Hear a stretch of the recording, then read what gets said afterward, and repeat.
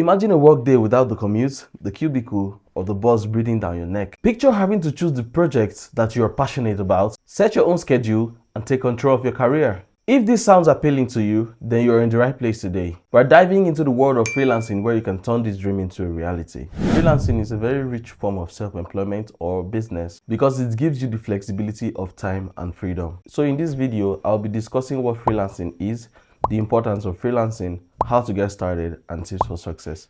Without wasting much of your time, let's get right into the video.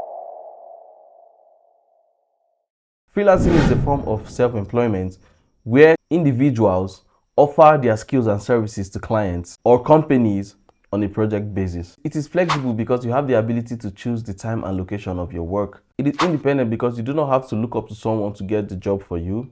You have to go get the job yourself, and whatever profit that comes in, you get to keep 100% of it. And there are varieties of work that freelancers often enjoy. Why is freelancing important? It is important because of the benefits. Freelancing gives you the ability to choose your clients, to set your rates, and also work from anywhere. Freelancing can lead to a better work life and a balanced and increased earning potential. Now I want you to get this.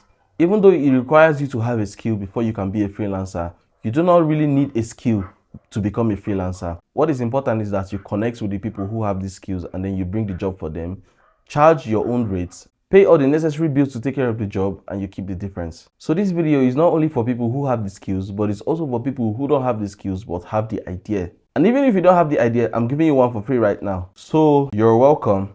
Let's get started. Here are 5 steps on how to get started with freelancing. Number 1, you have to identify your skills and strengths. Before you become a freelancer, you have to be able to identify that thing that you're really good at. If it's graphics designing, if it's video editing, whatever it is, look within yourself and identify that skills. And then be specific about the particular skills that you're identifying. Make sure that it's something that you're really good at. You don't really have to be on a pro level because, we learn every day, right? So you can improve yourself with time. But the one that you're very good at is the one you should be focusing on. Now, the second thing you actually need to do is to build a portfolio or a website to showcase your work. Being a starter, yeah, I know that you might not really have any work that you've done, but it's okay. During your period of learning, there are a few things that you might have created. Don't hide them, okay? Let me say you have a LinkedIn profile. Every job that you deliver, even if it's free, even if it's testing, put it out there on your portfolio. Because whichever client you meet, they will want to verify your work. And if you show them your portfolio and they see what you have done, they can easily get convinced to start to work with you. I'd also advise you to create a website. Creating a website is also very vital because it makes everything look very professional. But before creating a website or a portfolio,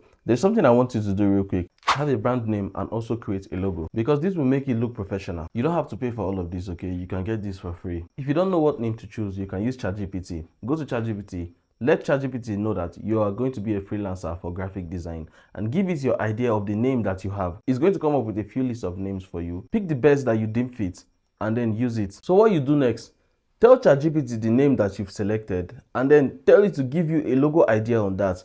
And when it does, go to canva.com. I'm going to leave a link in the description. Use that idea that ChatGPT gave you to now create a logo. You can get all of these things for free. There is actually a paid version of Canva, but you don't necessarily need to use it. There are a lot of free items on the website that you can use. Use that to create your logo design. The third thing you have to do is to create profiles on all freelancing platforms. I'm only going to give you 2, Upwork and Fiverr. I'm going to leave a link in the description. Now, I would advise you should not create profiles on only freelancing platforms. You should also create on other social media platforms as well, because there's not just one way to get clients. There are various ways to get clients.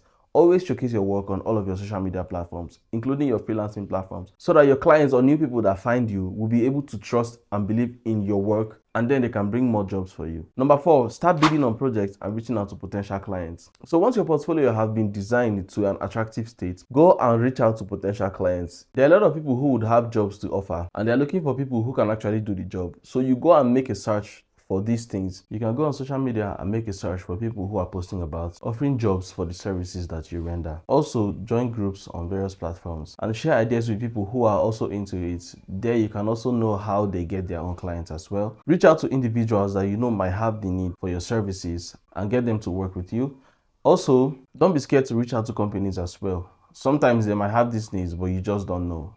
Get as much email addresses as you can. Reach out to all of them. Lastly, it's important that you set your rates and your terms. If you don't know how to charge, it's fine. Go to platforms where people offer services as you as well. Look at their rates and you can center your rates around the same rates that they take. And let your terms and conditions be focused on you and your clients having a win. Let it be something that is going to make you and your clients comfortable. Here are a few tips to help you thrive in this space.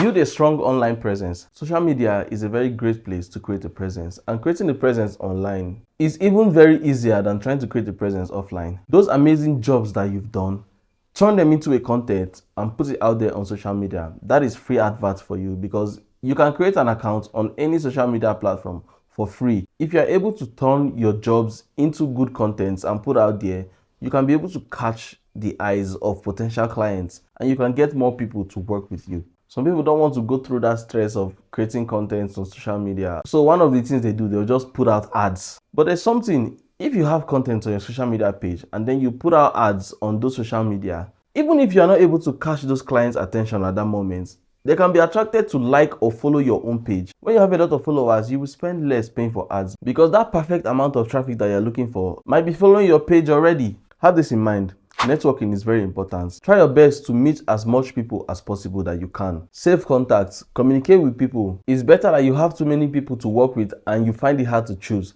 than finding it hard to get people to work with. Also, it's important that you build relationship with your clients. Do something like this. For example, let me say you get a job from a client. Make sure that you keep communication with them. Keep them updated on every single step that you are taking. This is going to help you draw them closer to you and then you can understand them better. And also sometimes this might not be really necessary to you, but try to get close to them and show them that you care about their personal lives as well. Let me say you have a job to deliver in 3 days time. As you're keeping them updated on how far you've gone, still try to know how they are feeling and how they are doing. Building relationship with clients can make them feel close to you and they would want to work with you on the long run because they start feeling you like somebody they know, even if they've never met you before. Please make your expectations clear to your clients. Make sure that they are understanding the job or services that you're offering to them and let them know what your expectations are so that you are not going to run into any issues with your clients. Another thing that is very important is this: consistently continue improving on your skills. As time goes on, things change, trends change, new things are being introduced into the world.